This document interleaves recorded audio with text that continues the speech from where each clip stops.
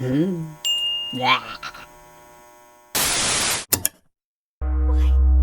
is it back? Why is it back?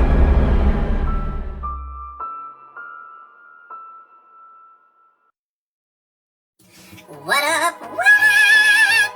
Oh yeah, it's Sweet Tooth Eddy, back with another Sweet Tooth Radio, talking about The Junkwoods, making of part 2.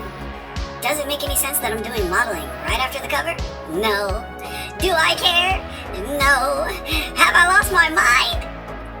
Nah. I'm totally a sane person, because who would draw these kind of things otherwise, right? This is what sane people draw. Maybe. I don't know. Anyway, as you can see, we actually jumped right in to sketching this design. We had one design before. We started sketching the second one. I didn't really like the first design. I tried to model it. It just didn't feel right. So I started messing with the second one. Straight out of Jim Henson's worst nightmares. We're getting right into the creepy stuff. I start sketching around with limbs, playing around with body parts, trying to get things going. And later on, you're going to notice I don't actually keep any of this. I actually put in an additional 7 to 8 hours modeling for no reason, because I'm sane. But before we get into talking about the process and how this all goes, for a modeling professional as myself, I am lying through my teeth. If you haven't checked it out already, go to www.junkwoods.com, read the first chapter of my comic / manga, whatever you want to call it. I don't care. It's cool. Go read it. If you like it, support the Kickstarter, because without the Kickstarter reaching its end goal campaign, whatever the word is I'm looking for, if we don't hit it, there's no more. That's it. The survival of this comic actually depends on all of you. So, if you like what you're watching, if you want to see more content like this, if you want to see the comics thrive and get more chapters every 3 weeks, all the way up until its official volume release, then go check out the Kickstarter. Go watch the trailers on Junkwoods' YouTube channel, and watch all the short animations. Now, back to what I was saying before. I actually did not keep that initial design. I did these other designs on the side, offline, didn't record it. Should have recorded it, probably recorded it at one point, but this was almost 24 hours of footage. So I might have recorded it and lost it. I might have recorded it and destroyed it. I don't know. All that being said, I didn't like the design. It was a little too Muppety, no shade. I do like the idea of Muppets and puppets and, just weird mixture of different kinds of themes, but it didn't feel right for this creature. The sniffer, he needed to be more menacing. This is the first real monster you see in the series. I wanted it to have a bigger impact. I didn't want to go with the first design. Now, I am not a pro at Blender. Jokes aside, I wing it almost every time I hop on here. This is one of those things where if you don't use it, you lose it. And every time I step away from Blender for more than a week or two, I just forget things. I don't even know how I managed to pull this off, but we did. And we'll get into some of those things. If you need Blender tutorials, just go on YouTube. This is not a tutorial. There are so many resources. I learned from YouTube after about 1.5 years of playing with things. There are some really, really good tutorials out there. Maybe I'll link them in the next one, or whenever I make another video. Anyway, here I'm just doing some blocking out. I'm using Quick Tools. Quick Tools is an amazing add-on. I would definitely recommend picking that up. You can find most of the stuff that I use on Blender Market. But yeah, I'm just sculpting here, redoing the topology so it's a little bit low poly. I'm just getting some basic shapes. I'm not doing any of the details here. It's really important to not waste your time detailing until you've got the bulk of it done. And once you get the bulk, then you can start getting into those tedious, tiny, itty-bitty details. But it was fun. I enjoyed the sculpting process. Making this creature meant a lot to me though, because this was the second or third designed creature that I really wanted to put into 3D. And, so getting into that actually, I wanted to do 3D for a really fun, cool reason from my childhood. When I watched Evil Dead, I think it was the second one, they had claymation, animatronics, special effects.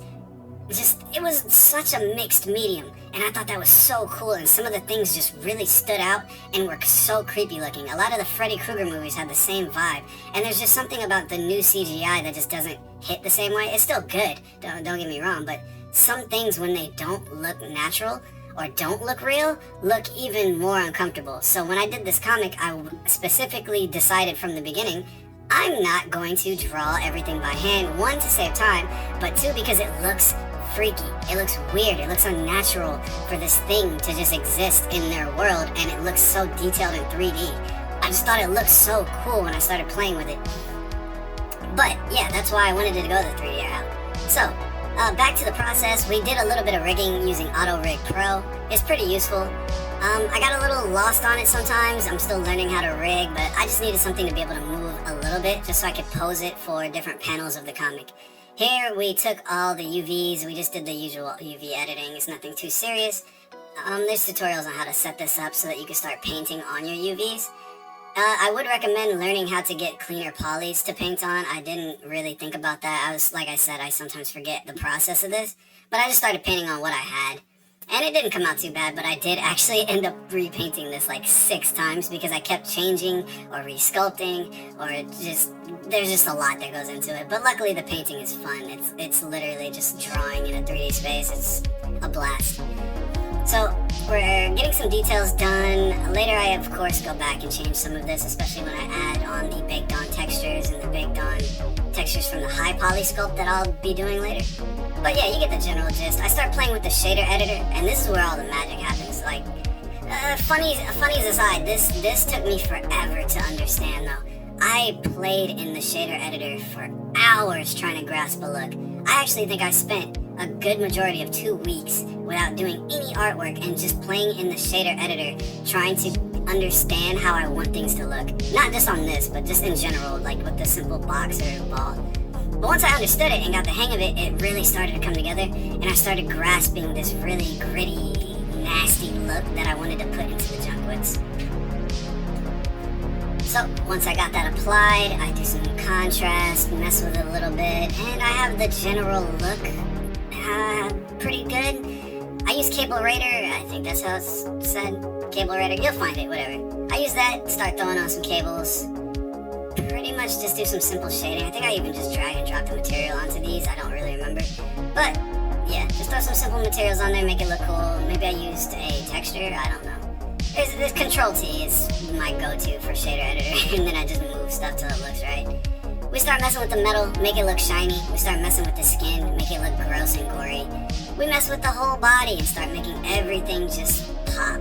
This is where you can take something that's simple and low poly like what I have here and just really make it look creepy and weird, and it's so much fun. I recommend anybody who's interested to just try Blender.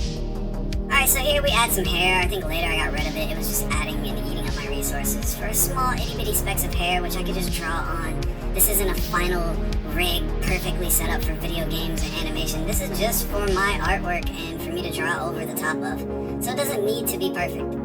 We had some spit, some other details. This is the fun part where you can start really diving into the details. You can make the flesh look a little different. As I said, I start re-sculpting some of it. I set up the scene. And there's just a lot that goes into this part of the process because it's just finesse, it's fine-tuning, making all the details just really pop. We had some lighting adjustments. I start adding the secondary sculpts, and then I take this high poly sculpt and I bake it into the low poly. It sounds complicated, but once you get the hang of it, there actually is just a set series of like things you do when it comes to 3D stuff. Very similar to how like people do artwork. Like, oh, you do a sketch or composition, then you detail the sketch, then you ink. It's kind of similar to that. You'll get the hang of it, I promise. It's just a little scary at first. All that being said, I really enjoy adding 3D models and Blender and all this, and I really wouldn't mind doing a game in the future because I think it would be really cool to grab that aesthetic, but we'll see. Let's not get ahead of ourselves. First and foremost, as I said, check out the Kickstarter, check out junkwoods.com. We're also now on Global Comics and Manga Plus and Webtoons, so go over there, leave some love on those. I'm just really excited to have this out. It's a passion project. It's something I've really wanted to do. I am doing industry work and published work, but this is a passion project that I wanted to do separate because it's horror. There's a lot of limitations. So if I go indie, I don't have to worry about those limitations, and that's why it's so important to me to be able to do that, because I think the story needs some of these elements that are a bit mature or graphic. That being said, again, I appreciate all of you checking out this video. Go check out Junkwoods' other YouTube channel and watch some of the animations and some of these things come to life and some of the voice acting. That's so amazing. There's so many people I want to thank. So many people have helped out along with this project. But yeah, support indie, support local. Much love to everybody. Thank you for checking out another episode of Sweet Tooth Radio. Peace.